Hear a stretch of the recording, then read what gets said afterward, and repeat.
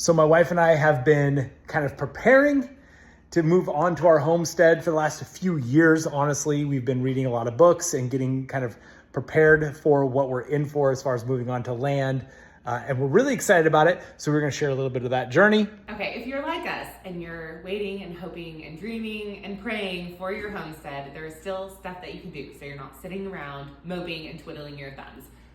First thing of four main things you can be doing while you're waiting for your homestead. Read. Y'all, there's libraries. So we've been checking out gobs of books from the libraries, skimming them, highlighting the ones we think we want to buy later, and just trying to absorb as much information as we can in this meantime.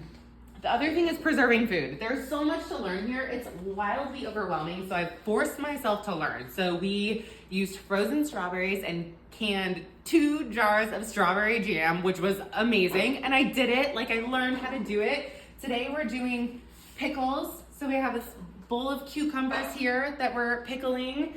Whole scenario here. Fermentation. We just got cabbage. Cabbage is really cheap. And so this is one of the things that I'm learning. What things should you grow? What things should you buy? So we just bought cabbage while it was cheap and we made our own sauerkraut. So just learning how to preserve food, start small. It doesn't have to be a big production, and it's fun to get your kids involved, and it can just be a really fun like afternoon thing to learn how to can 2 jars of jelly if that's what it is.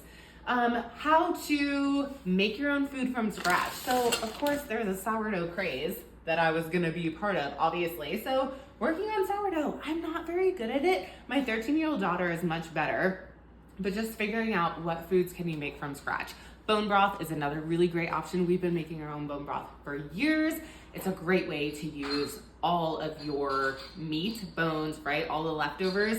So just start researching that. Like, what stuff can I start making from scratch?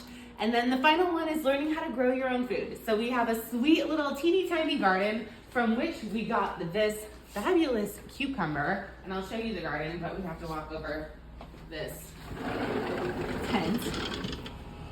So, little suburban practice garden right here. We have cut flowers on one end, we have cucumbers, we have beans, we have tomatoes, basil, dill, parsley, potatoes.